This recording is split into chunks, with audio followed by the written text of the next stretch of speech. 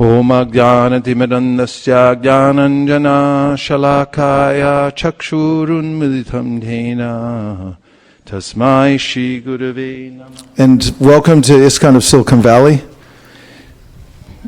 We just visited a community up in Sacramento and arrived just moments ago after having spent yesterday and this morning there. And there's a vibrant community of devotees who are practicing Krishna consciousness in that area. Really, we saw that anywhere the devotees come together and practice Krishna consciousness, especially hearing and chanting together, and naturally the devotees feel the spiritual energy which comes from the chanting process and hearing from Srimad Bhagavatam and association. This is what's most needed in this world because there's a resistance that comes naturally in the senses as we interact with the world that is pulling me towards the sense objects. In the Bhagavad-Gita, Krishna says, Yehi samsparshaja bhoga dukkha yonaya evate adyantavanta konteya nateshu ramate bhuta. That it's natural for the living entity to interact with the material world, but that it doesn't bring about the kind of pleasure that he or she is looking for, but actually brings more unhappiness, dukkha.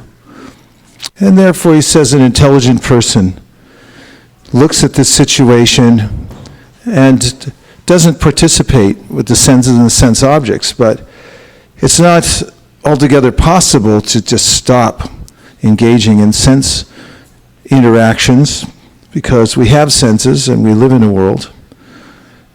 And the idea that one could pull back from that is not reasonable.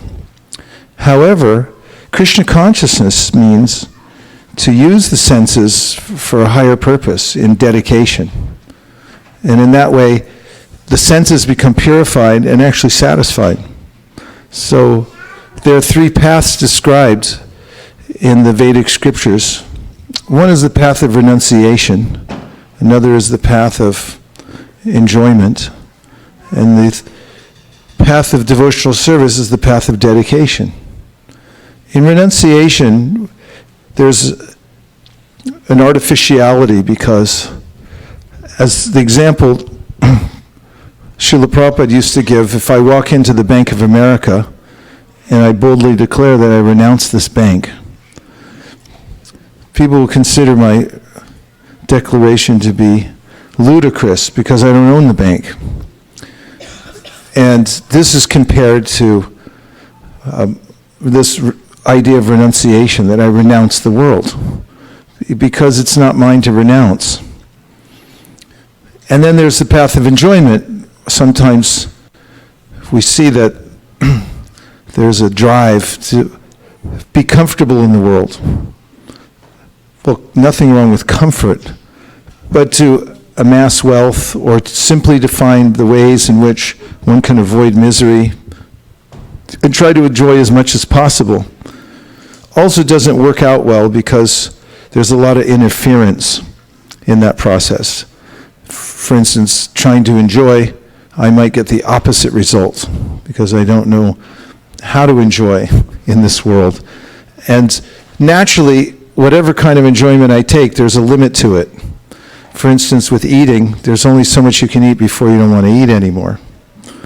And people who try to enjoy intoxication notice that as they take intoxication, they develop a tolerance to it, so they have to take more and more until they drop dead because the body can't handle it anymore. Material sense enjoyment has its limitations on all levels. So these two paths one might rule out through deliberation, but then ask, what should we do? So Sri Chaitanya Mahaprabhu taught that there's the path of dedication, and that is using one's life for a higher purpose in service. This selfless service means understanding that Krishna is the source of everything. As he says in the Bhagavad-Gita, Aham sarvasya prabhavo matak sarvam pravartate iti matva bhajante mam buddha bhava samanvita. That he's the divine source of everything. And by directing one's service towards the original divine source, and the one who is declared in the Upanishads to be the owner of everything and the controller of everything, then one naturally feels aligned, and there's satisfaction that is beyond what one can get from trying to enjoy the things of this world or line things up so that one can live a so-called comfortable life. And it doesn't have the torture of renunciation. That is, mean giving up all kinds of things for the sake of not engaging them or not becoming entangled by them. But it satisfies both needs, to be active, which Krishna says in the beginning of the Bhagavad Gita is the nature of the living entity anyway. Nahi kashit shanamapi jatu tishtat yakarma krit karyate hyavasha karma sarva prakriti jayagunai. He assures us that we're always active, and you can notice this, that even when you sleep, you're active, because you're moving around in dreams, trying to avoid a tiger or building an empire or something. And this is the nature, that the living entity is always endeavoring for something and moving. So that natural force of the living entity can be engaged. And the best way to engage that is in service to our original divine source. Sri Chaitanya Mahaprabhu taught that that divine source is personal. He described that there are three aspects to the absolute truth. The absolute truth, of course, encompasses everything. That's why it's called the absolute. Advaya Gyan Tattva. The truth means he includes everything. But there are three features of the absolute truth. And this is described in the Srimad Bhagavatam. First canto, second chapter, 11th verse, where it says, Vadanti tattvavidas tattvam yaj jnanamadvayam brahmeti paramatmeti bhagavan iti shabdyate. That absolute truth is described as Brahman. That means the expansive energy of the Lord, which is described also in other scriptures using analogy. For instance, the Vishnu Purana says, Ekadesha stitasyagnir jochna vishtananiyata parasya brahmana shaktis tateda makilam jagat. This example from the Vishnu Purana says, just like when you have the sun, you'll notice that from that one source, heat and light is pervasive all over the universe. Ekadesha stitasyagnir. Or from a fire, you get heat and light that pervades from the fire. It's the energy of the fire. So in a similar way, the Supreme Absolute Truth, our divine source, expands his energies unlimitedly all over the universe. And that impersonal energy is called Brahman. And everything's created by Brahman. You might say, how does that happen? And I might then say, well, everything you ate today is sun energy transformed. For instance, if you had a plum, anyone? Peach? Banana? Samosa? Carrot? Chapati? Rice? It all came from the sun. It's simply transformed energy of the sun. As the sun manifests, puts its energy, but there's an engineering feat. Krishna's built this into the universe, that the plants pick up the energy and they transform it into various kinds of fruits, flowers. Animals eat that. And it manifests in various ways. So Brahman also, Yasya prabha prabhabato jagadanda koti koti shvashesha vasudari vibhuti binam tad brahma nishkalamanantam ashesha bhutam govindamadi purushamtam aham vajami, manifests the varieties all over the universe. So this Brahman energy of the Lord can be perceived by those who go deeply within the realm of concentration on this impersonal feature of the Lord. And the second feature of the Lord is called the Paramatma. And that is that, don't be startled, but God sitting in your heart right now. It actually resides there. This is mentioned in various places. For instance, starting in the Bhagavad-Gita, Krishna says, Sarvasya chaham hridi sanivishto matak smitir gyanam apohanam cha, that I'm situated in the heart of every living entity. And from me comes remembrance, knowledge, and forgetfulness. Prabhupada says in one of his purports in the second canto of the Srimad Bhagavatam that you can notice this for yourself if you're a little bit introspective. You might note that intelligence comes to you much like the instruction of a father to a child. A father is giving instruction to a child saying, I think you shouldn't put your hand on the fire. And the Supreme Personality of Godhead within the heart is also extending intelligence, according to the desire of the living entity, into the mental system of the jiva, or the living entity, within the body. This is a localized feature. And then the third is called Bhagavan. Bhagavan means the personality from whom everything else emanates. And this is the basis of all the other features, because they all emanate from this original Supreme Personality of Godhead. In the Bhagavad Gita, Krishna says that I'm the source of, and the basis for Brahman and for Paramatma. They all expand from me. Therefore, when one understands the various features of the Supreme Personality of Godhead and understands the source of all of them, one might then place one's attention on the Supreme. And this is what's recommended in the Bhagavad Gita. This is real yoga. Vyavasayatmika buddhir ekeha kurunandana. That if you understand that the source of everything is Krishna, not only that, he's unlimitedly beautiful, charming in all ways, and you place your attention on Krishna, especially through service, then naturally all of your other needs in life and hopes for satisfaction will be fulfilled by that connection. And the best way to remain in contact with Bhagavan is by repeating his names. This is the doctrine that Sri Chaitanya Mahaprabhu taught. This is a very portable system. You don't have to have much paraphernalia, as luckily we're born with it. We have a tongue and 2 ears. Check and see. Yeah, you forget, right? And you forget that you actually get these things as a gift when you're born.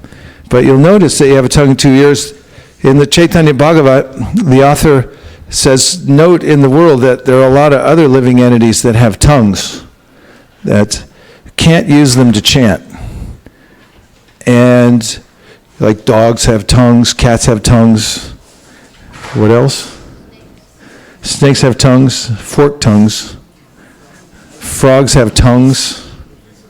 Who? Lizards? We're dwelling on reptiles here. What else? Tiger, zebra, mongoose, cow. They all have tongues, but they can't use it to express their gratitude and their worship for the Supreme. This is a huge boon, because as a human being, you can use your tongue to glorify God. And according to the Vedic Shastra, this is the very central point of yoga. It's where it all begins. So the Padma Purana says, Atashi Krishnamadi nabhaved graham indriye sevam mukhi jivado swayam eva spuratyada. This is revolutionary, but listen, I think you'll appreciate it. It says that yoga begins with the tongue. And when you use your tongue in seva, by seva I mean service, when you use your tongue to serve God, then he'll reveal himself to you. That is, Bhagavan will reveal himself to you in fullness. So one of the best services that you can do, or the best service that you can do, remarkably, is repeat the name of God. This is a kind of worship, and you can take it with you wherever you go. and you can chant it at any time in any place. There's no rule that says there are certain places you can chant and other places you can't. And Chaitanya Mahaprabhu, in a poem that he spoke, and is recorded in the Chaitanya Charitamrita, said, Nam Namakari Bahuda Nija Sarva Shaktis Tatrarpita Niyamahita Smaranena Kala Etadrishi Tava Kripa Bhagavan Mamapi Durdaiva Midrisha Mihajani Nanuragaha. Profound statement. He said that there are many names of God, and in all of them, the Lord has invested all of his personal transcendental energies. And I want you to think about that for a second. Oftentimes people say, can you show me God? Has anyone ever asked you that? Can you prove there's God? And first thing you have to ask, what will you accept as proof? And what power do you have to see? So Chaitanya Mahaprabhu says, you can, through the chanting of the holy name, come directly in contact with the Supreme Personality of Godhead himself through repeating his name. See, this is the doctrine of Sri Chaitanya Mahaprabhu. It's very universally applicable because anyone can chant names of God and then be close to him.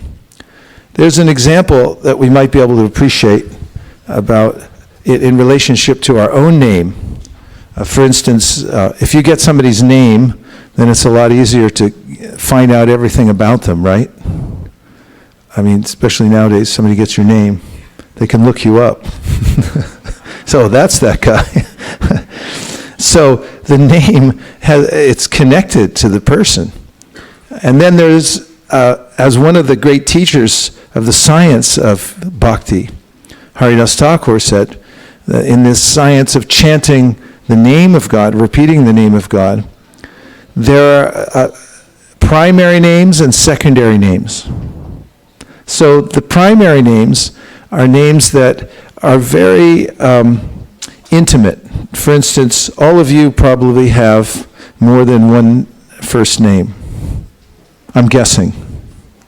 Yes? Okay. Like, where did you get these other names? Well, you got one, let's say you got one when you were born. It's on your birth certificate, right? Have you seen it? On your birth certificate? You should demand proof.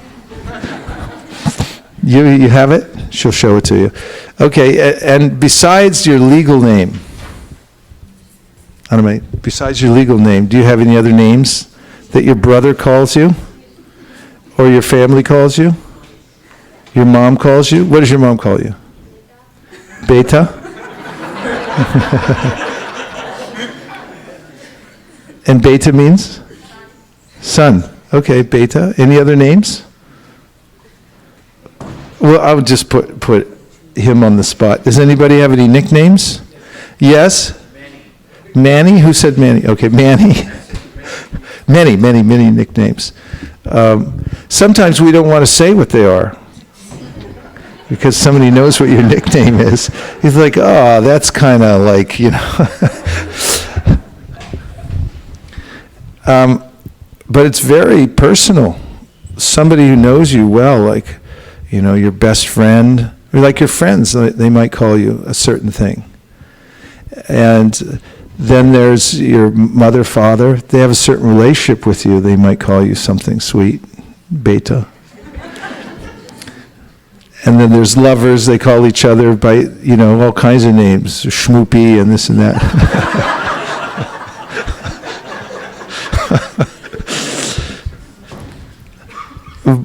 So, Haridas Thakur said, God is a person, and he has unlimited names, and according to who's calling him by those particular names, they're known as primary or secondary.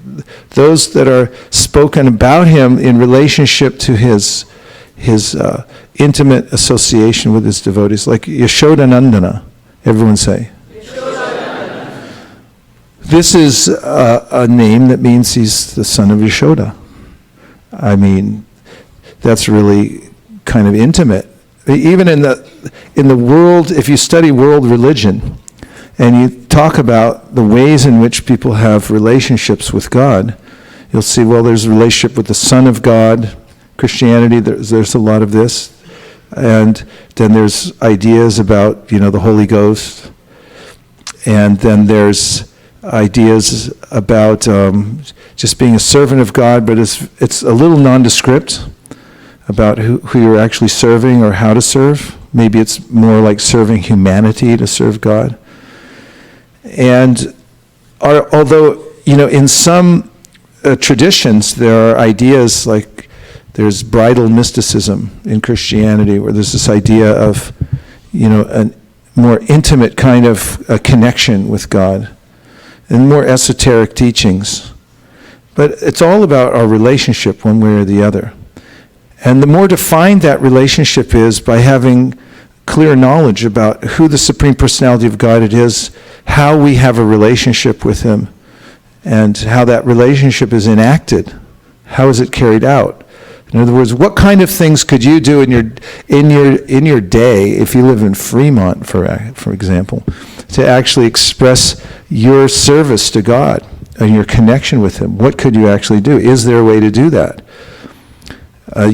Not living in a especially holy place, is there a way that you could be connected with Him? And Sri Chaitanya Mahaprabhu says yes, through Bhakti Yoga. So one of the ways in which one does that is by repeating the primary names of the Supreme Personality of Godhead. So just saying the name. So for instance, Sri Chaitanya Mahaprabhu taught the Hare Krishna Mahamantra. And this mantra has the names Hare, Krishna, Rama. And the name Hare has various meanings.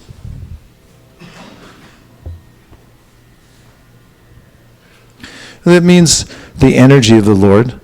But when you look carefully, who is the energy of the Lord? That's an interesting question, because oftentimes we think of the energy as being impersonal. But in the spiritual world, everything's personal. So the energy of the Lord in the Gaudiya Vaishnava philosophy is Radharani, or Krishna's most intimate consort. So that's kind of esoteric. But it's there within the name, Hare. So when we say Hare, we're actually referring to Krishna's most intimate of associates. And then Krishna, the name Krishna, is the energetic, that from whom everything else emanates. And again, there's no difference between the name and the named. This is mentioned by the poet, well, not just a poet, he was a great teacher of bhakti, but also he wrote many poems, and he said, Vacham Vachakamityu Deti, Bhavato Nama Swarupa Dvayam, Rupa Goswami.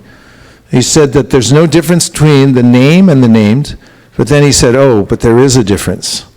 And this is very subtle. But he said, actually, the name of Krishna is more merciful to us than even Krishna himself, if you can imagine such a thing. Because he says, the name is not different from Krishna, but the name also extends himself to us and will be with us anywhere, follow us anywhere, and will deliver us from the world if we just say the name. That's a little enticing, isn't it? You want to try it? Just say Hare Krishna. Yeah, there was a young devotee, a very brilliant devotee, son of another brilliant devotee, born into the movement. And he grew up in a Gurukula kind of environment, and then he went off to high school, which was a little bit of an abrupt change for him. And he didn't want to get teased by his classmates, so he didn't use his devotional name, which was the name of Krishna. Name withheld for now. And so he was at school going under this alias, and somehow his mother in one of the semesters had sent in his name with his devotional name instead of using his cover-up name. And while he was sitting there for the roll call, his teacher was going down the list. You know how, do they still do that? And he'd go, present, here. And so it got to his name, and the teacher actually said his devotional name, and he sat there going, like, where'd that come from? at this time, he was also starting to because he didn't have the same kind of association that he had before, he was kind of getting a little distant from his practice of Krishna consciousness. And maybe there were some, doubts sinking in, like, well, maybe the material world's not such a bad place after all, and so forth, which happens rather quickly when you're not in good association. So, but he heard that name, and it kind of shocked him, and he didn't say anything. And the teacher was a little bit confused, like, who is this? And then another time, he was with his school friends, and they stopped home at his parents' house to get his jacket, because they were in the neighborhood, and it was getting cold. So he went inside. His friends were waiting on the porch or in the foyer of the house, and he went upstairs, got the jacket, and his mother called out to him in his devotional name and said, okay, take care and be back at such and such a time, and used his name, his devotional name. So they got outside, the door closed, and his friend said, hey, what's up with the name? Is that what your parents call you? And he goes, yeah, his friend said, we kind of like that name better. Can we call you that too? And so he said, I guess so. And so then they started calling him that at school. And then people were asking him, so what does your name mean anyway? And where does this, name come from? And tell us more about your life. Who are you? And little by little, he started divulging like who he was, what his lifestyle was, what his name meant, and he became kind of famous at school. People were coming to him, was like, listen, I'm having a problem at home.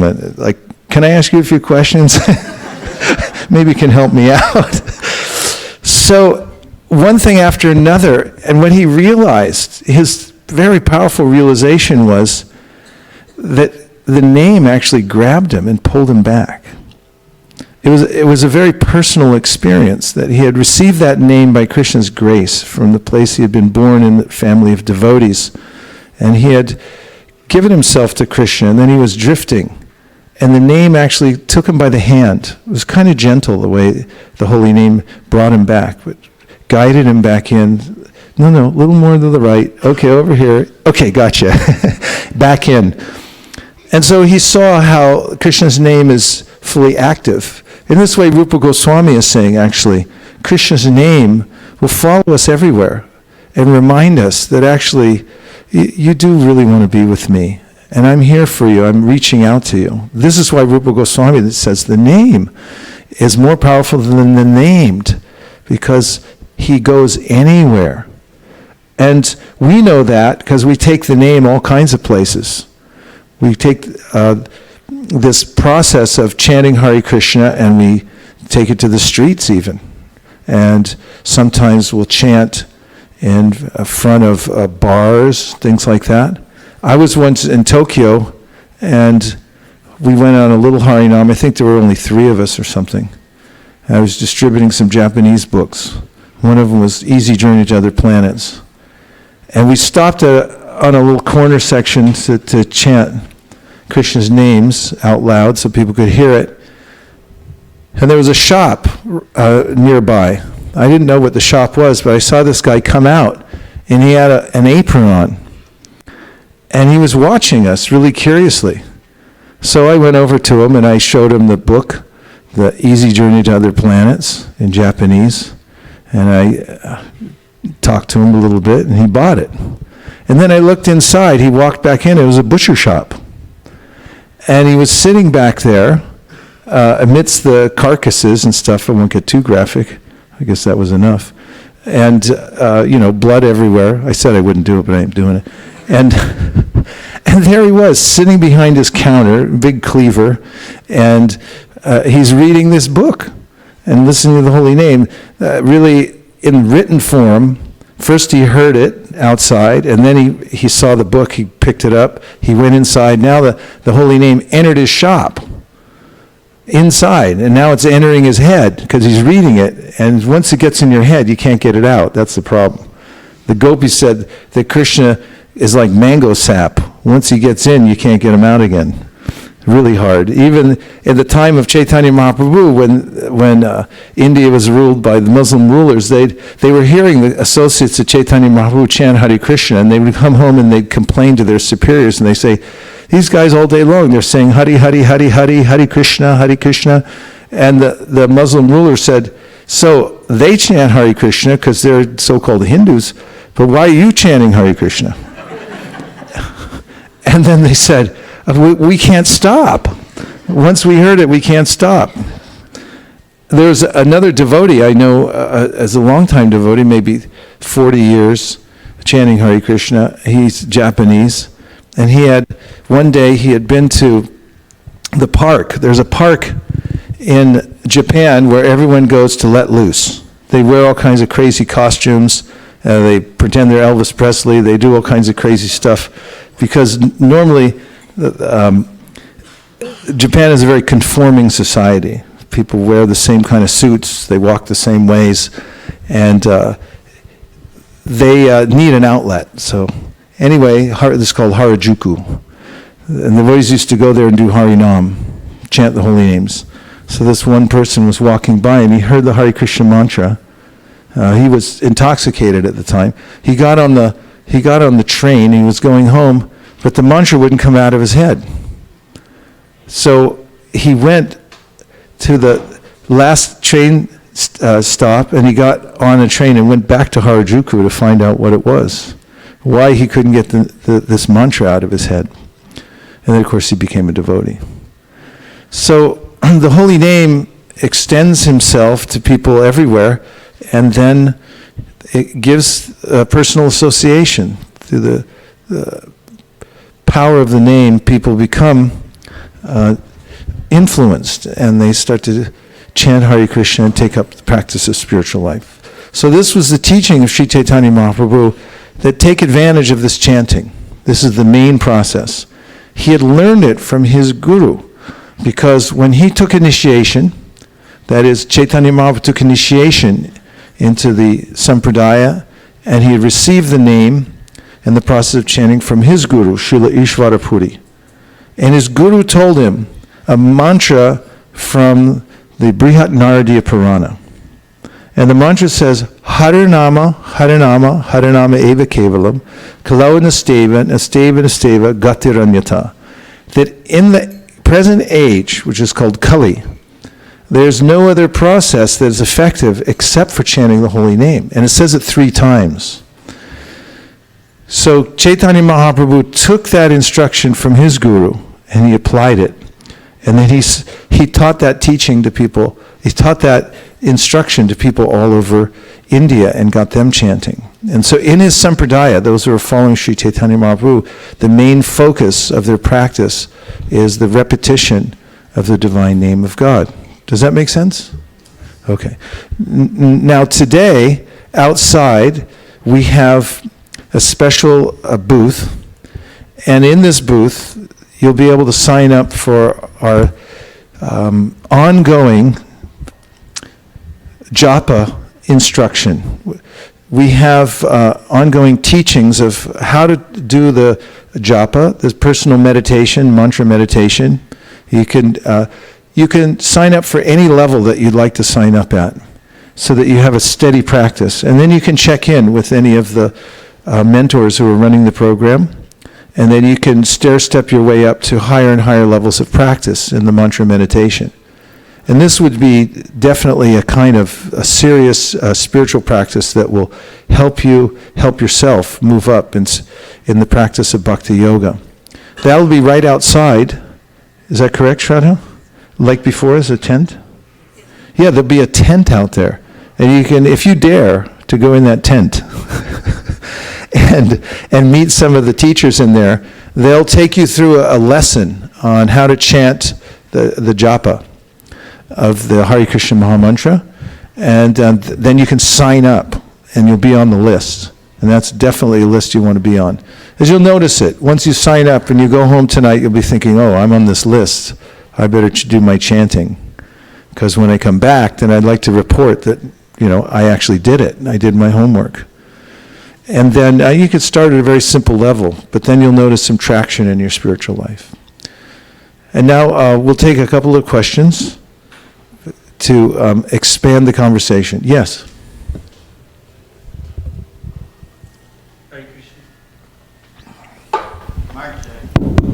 Hare Krishna. Thank you.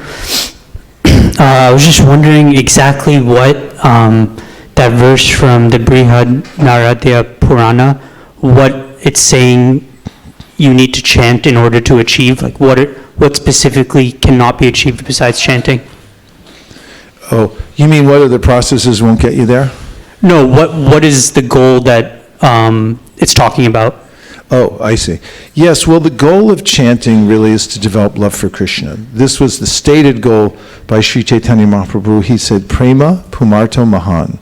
The ultimate goal for human beings is to develop love for God. So we all have a relationship with Krishna, but it's forgotten. I've neglected it, and it's something that needs to be revived, and the chanting will revive that. It's naturally there, but by hearing the name of Krishna and chanting it sincerely, then we'll reawaken that dormant love that we have in our heart for Krishna. Thank you. You're welcome. Yes, Prabhu, in the back. You can pass the mic back in the side pocket.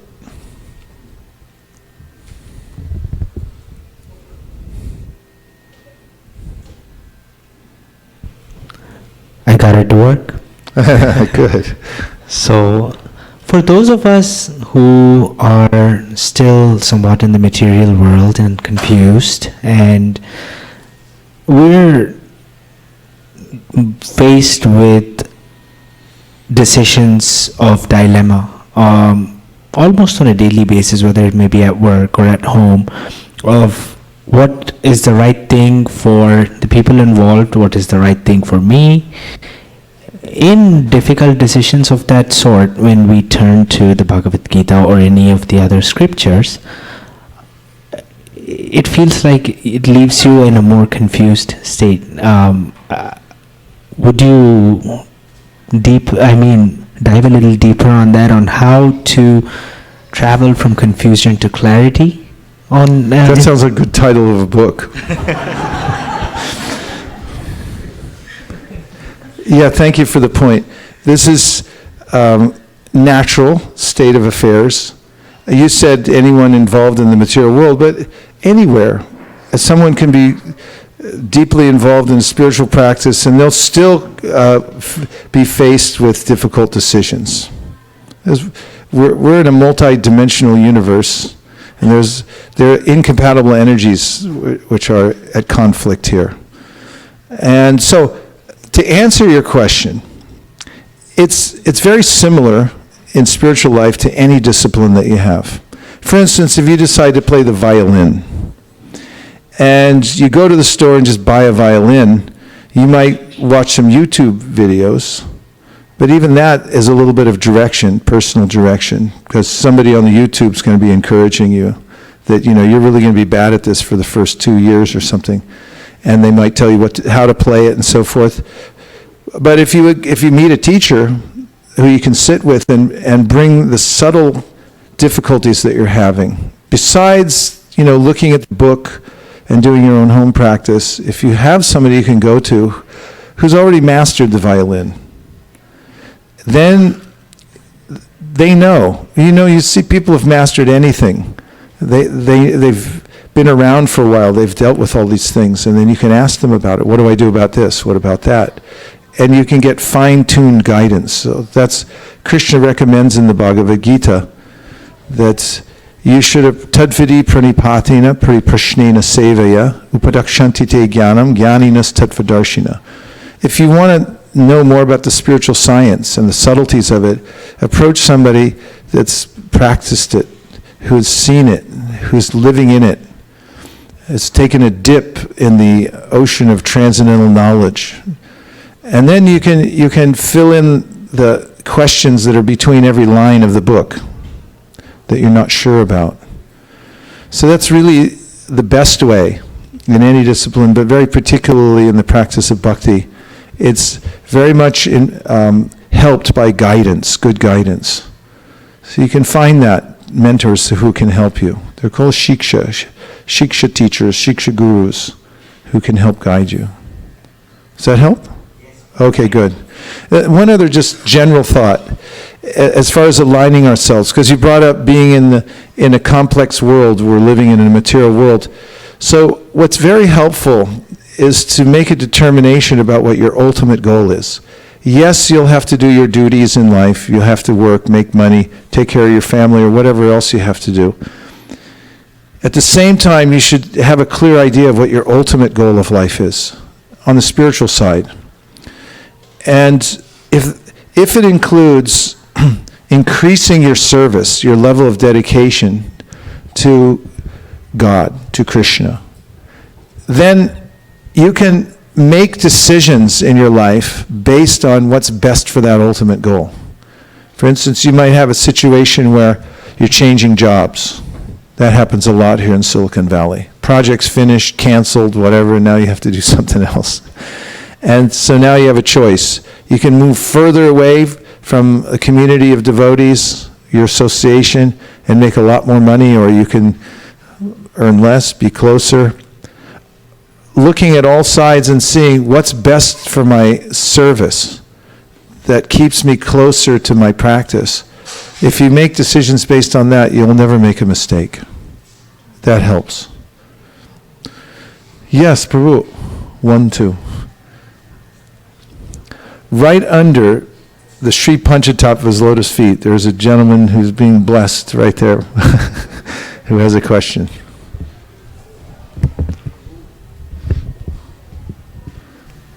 Prabhu, in the introduction of sense gratification, you mentioned that avoiding miseries is also a type of sense gratification, or that's what I understood.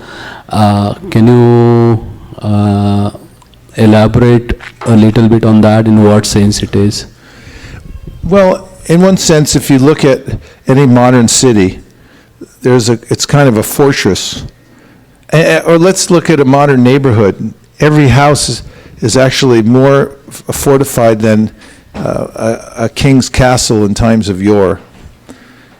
Because, we've thought of all kinds of ways in the modern world to insulate ourselves from the weather and from any other kind of inconvenience that we can imagine. Of course, there's nothing wrong with that.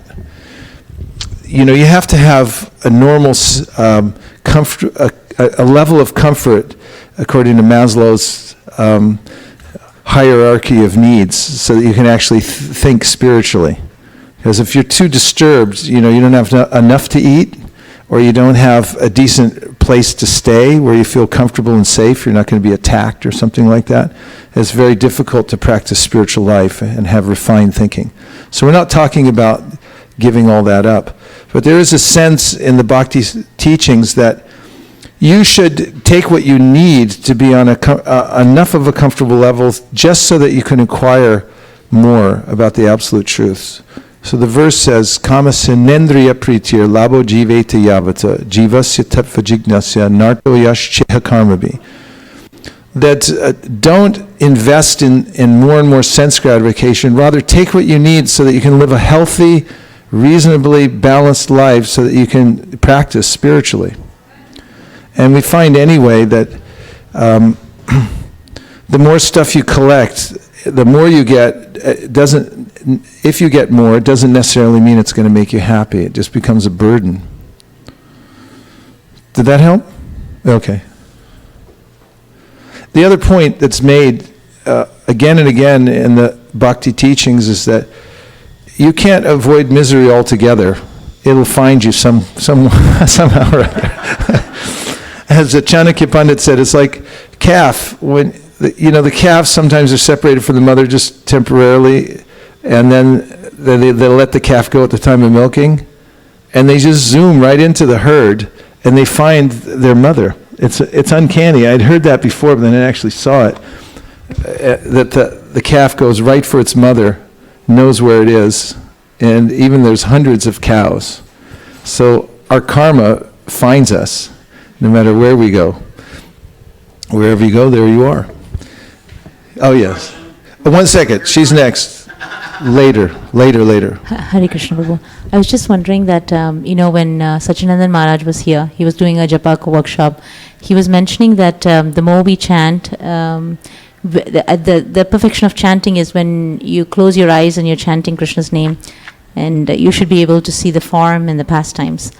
So I just wanted to know that how long or what does it take to, because it's more theoretical for me. So I was just thinking that what does it take to really be able to see, the form of Krishna when you actually chant and close your eyes? Well, one great devotee once, I heard him give instruction to somebody else, and I kept this with me. And this devotee was a godbrother of mine. He was performing lots and lots of austerities. And this senior Vaishnav looked at him and he said, you're overdoing it on the austerity side. He said, just chant. When Krishna wants you, he'll come and get you. And it's just, bhakti is a simple process. We depend on Krishna's grace for everything. And just be patient and wait. And be satisfied with the fact that you've been given an opportunity. We don't have to intellectualize it too much. We don't have to imagine anything. But appreciate whatever you can appreciate now. Because bhakti is so rich that even at the very beginning, when you just enter into bhakti, it's enough to satisfy all the senses. When you walk into a Hare Krishna temple, you're immersing yourself in spiritual sense gratification. I walked up to the temple today. Somebody put this oil on my hand. I don't think anybody in Silicon Valley has such nice oil, except for all of you. Most people have some stinky cologne, it smells like alcohol or something. This is beautiful. It's been offered to the deities. And then you come in, there's pictures. If you look at that picture of Krishna on the back wall, he's being fanned with chamras by loving devotees. He's cruising through Dwarka or someplace, and he's got garlands on. Who gets one of these? You come to Hare Krishna temple. Always when I go to Los Angeles, on the way home, if I was lucky enough to get a garland, I always wear it at the airport. You walk through security, everyone's going, where'd you get that? I have a rule that the first person who asks me gets the garland. I'm just like, go ahead and ask me, you're going to get this. But it's like, LA's so dry, it's supposed to be an opulent place. You got Rodeo Drive, which basically is a bunch of junk, overpriced junk. I'm sorry, but it's true, and airports nowadays, don't get me started, but it really makes me angry, what they do to people. I forget what airport it was.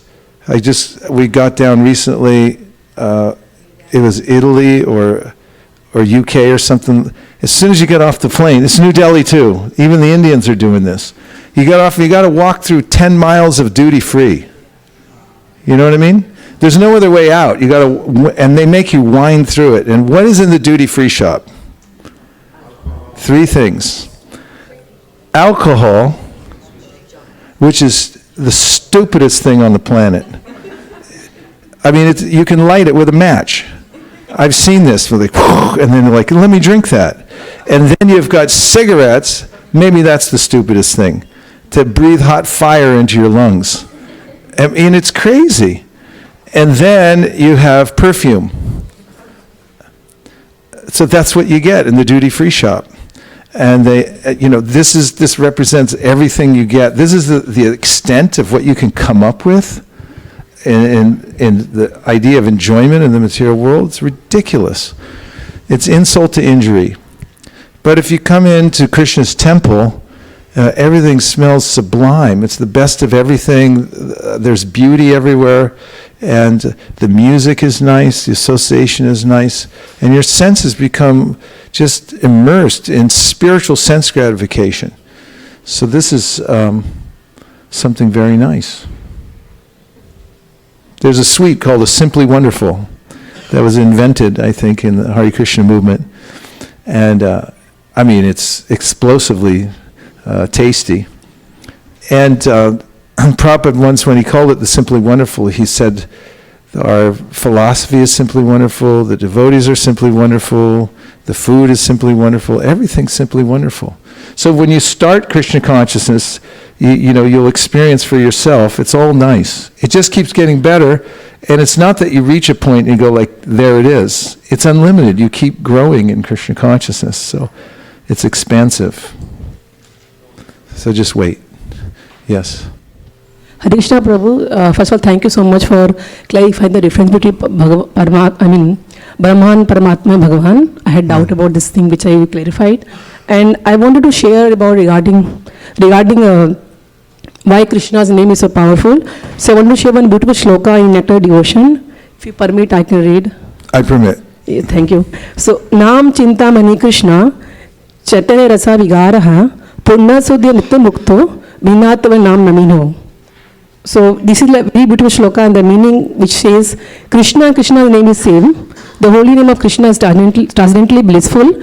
It bestows all spiritual benediction for Krishna himself, the reservoir of all pleasure. Krishna's name is complete and is the form of all transcendental mellows. It is not a material name under any condition, and it is no less powerful than Krishna himself. Since Krishna's name is not contaminated by the material qualities, there is no question of being involved with Maya.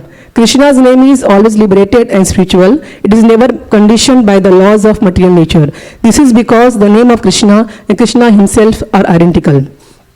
So I wanted to share this because I personally feel that meditating about the shloka helps you chant better. Because once you come to know that Krishna's name is more merciful and more powerful than Krishna himself, which can help you to chant better. That was my just realization. See, this is what you get when you come to a temple like this. You get association, and not just we hear the verse, but we also mix with that is her own conviction. She's had some taste from this, and that comes out, and you hear that, and then when you're chanting, you remember that she told us this verse. And this is very important, to stay in the association of devotees and hear about this. Then we'll be fortified. If you hear from other people, they're not interested in spiritual life, they're interested in other things, and whatever their interest is will become ours. So thank you for bringing this point out. When we inform ourselves regularly about the potency of chanting of the holy name, then our mind will stay fixed on it, because we really do follow our own interest. And if we are clear about what our ultimate interest is, which is to be connected with Krishna, to remember Krishna, and that the delivery of the holy name into the way the holy name has come into our life is Krishna personally coming there to take us, then we can actually chant with devotion and concentration. Thank you. Excellent. Hari Hari. Now I want to have us hear a little bit from Srila Prabhupada directly, because the Bhagavad-Gita, as one of my godbrothers, Devamrita Swami, said to me just the other day, if you read this book, even just after you finish the introduction, or rather what he said was anybody who read this book, from wherever they're from, if they get just past the introduction, they'll be yanked out of the material world. Because Srila Prabhupada was bringing in to the world the teachings of Sri Chaitanya Mahaprabhu, and he's the perfect lens to focus it so that we could absorb the teachings and introduce them into our life. Therefore, he's the founder Acharya of the ISKCON organization, and we sustain ourselves through his mood and method, and especially from the Bhagavad-Gita as it is in its teachings. So I'm going to read to you from the 10th chapter of the Bhagavad-Gita, and one of the verses here is 10:10, and it is considered one of the 4 nutshell verses of the Bhagavad-Gita. And I'll say, if you would like to repeat, then please feel free. Tesham satatayuktanam bhajatam pritipurvakam dadami buddhi yogam tam yenamam upayanti te. Now I'll say the words and what their individual meanings are. And this is one of the benefits of reading the Bhagavad Gita as it is. The author has taken the trouble to show you what the individual words mean, so you can get a grasp the overall sense of the verse. Tesham, unto them, satati yuktanam, always engaged. Bhajatam, in rendering devotional service. Priti purvakam, in loving ecstasy. Dadami, I give. Buddhi yogam, real intelligence. Tam, that. Yena, by which. Mam, unto me. Upayanti, come. Te, they. Translation: those who are constantly devoted to serving me with love, to those who are constantly devoted to serving me with love, I give the understanding by which they can come to me. Purport: in this verse, the word Buddhi Yoga is very significant. We may remember that in the second chapter, the Lord, instructing Arjuna, said that he had spoken to him of many things and that he would instruct him in the way of Buddhi Yoga. Now Buddhi Yoga is explained. Buddhi Yoga itself is action in Krishna consciousness. That is the highest intelligence. Buddhi means intelligence, and yoga means mystic activities or mystic elevation. When one tries to go back home, back to Godhead, and takes fully to Krishna consciousness in devotional service, his action is called Buddhi Yoga.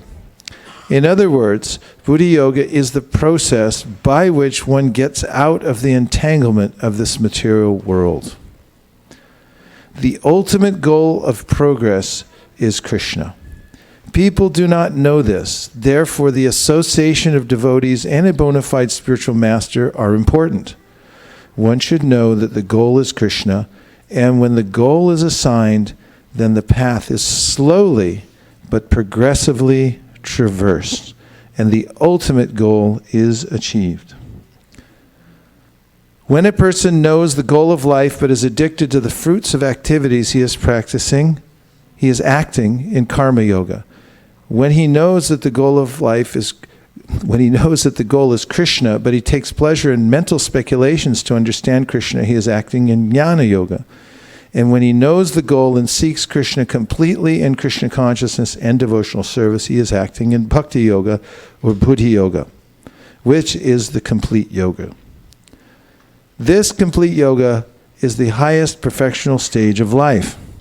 A person may have a bona fide spiritual master, may be attached to a spiritual organization, but if he is still not intelligent enough to make progress, then Krishna from within gives him instructions so that he may ultimately come to him without difficulty. The qualification is that a person always engage himself in Krishna consciousness and with love and devotion render all kinds of services. He should perform some sort of work for Krishna, and that work should be with love. If a devotee is not intelligent enough to make progress on the path of self-realization, but is sincere and devoted to the activities of devotional service, the Lord gives him a chance to make progress and ultimately attain him. And so we just have a few minutes, but you can make a few reflections or a question. Yes?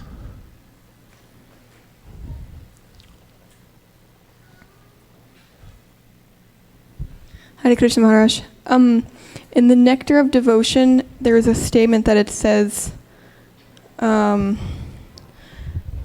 those who are, I'm going to botch this, but those who are less intelligent, that the reason why, and please correct this, the reason why we have deities in the first place is to attract the less intelligent, and that slowly they move themselves up to understanding that that Krishna is everywhere. But in this particular verse where it's talking about the use of the word intelligence, it looks like it's saying that it's necessary to work your way up to understanding what is bhakti, in terms of that is supreme intelligence when you work your way up to bhakti through worshiping the deities. Well, indeed it's true that it's necessary in any human society to have churches and temples. Otherwise people go crazy. Because if all you have is Costco, Walmart, 7-Eleven, which are the most aesthetically most unappealing stores. Sorry if anybody owns it, but I'm just stating aesthetic truth. They're for efficiency, not for beauty, and they have nothing to do with God really. But when you have a church or a temple in town, then people can go there and actually cleanse themselves internally. So really, it's for everybody. When we talk about people, even very advanced devotees, they have a relationship with the deity. But very advanced devotees also are able to interact with Krishna here, there, and everywhere because they're seeing him here, there, and everywhere. Whereas those who are beginning have more of a relationship with Krishna in the temple. Acharya meva hare pujam ya sharaye hate natad bhakteshu chanyeshu sabhakta prakrita smitaha. The Shastra, Srimad Bhagavatam, says that the beginning devotee is mostly concerned with worshiping the deity in the temple. So this verse, really what Krishna is saying is, he's available on all levels. And if someone's a little bit sincere and tries, even if they're not accustomed to spiritual life, they didn't grow up in a spiritual environment, they don't know anything about the tradition, then Krishna gives them the intelligence how to elevate in the practice. So not to worry, because he's vitally interested in seeing us advance in Krishna consciousness. There's nothing more he'd like to see than us advance, and he's willing to give the intelligence and ready at any time. So we just have to apply our sense of sincerity in trying to reach him. And then in any case, he'll help us, and he'll carry what we lack and preserve what we have. If there's more nuance to it, I can answer it later. And there's one from the internet that we have in the last 2 minutes. So Maharaj, a reflection and if time, a question. So this is Sudhir Madhav Das from India. Oh, good. Watching you. So he has 2 reflections. Come back soon. We miss you. He offers you his obeisances, and then his reflections are, material sense enjoyment has its limitations on all sides. And then number 2, when Krishna wants, he'll come and get you. Yeah, when he wants, he'll come and get you. Actually, when the time is right. He always wants us. Prabhupada points that out. It's also in Gajendra's prayers. But when the time is right, because he wants us to come back really voluntarily. It's not like he violates our sense of free will and just yanks us back without our desire. But he gives us circumstances through which we actually develop a desire, not only to love him more and serve him more, but also that we get really sick and tired of the material world. It's the old push-pull. Okay. And the question, I had this question about, we talked about in the purport about Gyanis and Bhaktas. Oh yeah. So if a person sits and reads the Srimad Bhagavatam and other literatures and tries to get knowledge of Krishna, does that fall under the category of Gyan, or is it Bhakti because it's Bhagavatam?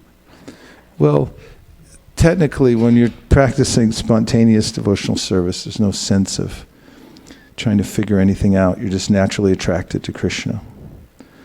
But bhakti it involves the 9 processes of devotional service, which includes hearing and chanting about Krishna. What is more towards the idea of gyan is that you depend on your own intelligence to try to speculate and understand. And so Brahma says, Jnane prayasa murapasyanamanta eva jivanti san mukharidhan bhavadiyavartam stane stita shrutikatam tanuvan manobir ye prayaso jita jito pyasitais trilokyam. Brahma, who's the most intelligent person in the universe, that's a fact. And he reads the Vedas 3 times. The first time he hears that it's a karma. And then that can't be right. So he goes back and reads it again. Then it says, oh, it's jnana. And then the 3rd time he reads it, he goes, oh, it's bhakti. He figures it out. It's very intelligent. But even after he makes his faux pas with Krishna, and he tries to test the little cowherd boy, and he finds out that actually that is the Supreme Personality of God. Then Brahma's in this mood where he says, just surrender to the sound vibration as it's coming down to you, and listen to it and enter deeply within it. We are supposed to discuss it thoroughly, threadbare. There's a cultivation of sambandha gyan, of understanding the details of what our relationship is with Krishna and what our relationship isn't with the material world. And this isn't really mental speculation, but it's more the matter of attitude, of how we're taking the knowledge. And we're not depending on our own intelligence, but we surrender ourselves. Just like with GPS, once you turn it on, you got to follow it. You can't keep second guessing that thing. So, it's like, okay, wherever you tell me, that's what I'm going to do. So that's what we do with Bhagavatam. Once we triangulate and find out that it's a perfect source of knowledge, and you have to accept some axiomatic truth somewhere. So if you do your own homework and find out who Chaitanya Mahaprabhu is, and what the science of Krishna consciousness is through the Bhagavad-Gita, and then you can come to this point of accepting Srimad Bhagavatam as axiomatic truth, and you just let it go in. This is called submissive hearing. Just say, whatever it is, I'm taking it. And of course, you can answer all your questions by researching the Shastra, talking to advanced devotees and so forth. That's important. But that's not in the realm of speculation, and that's not gyan. That's actually part of the process of bhakti. But later on, it becomes a more spontaneous kind of practice, a devotional service, which we could talk about more later, but we're actually even over time now. Hare Krishna. Nachari Armarman.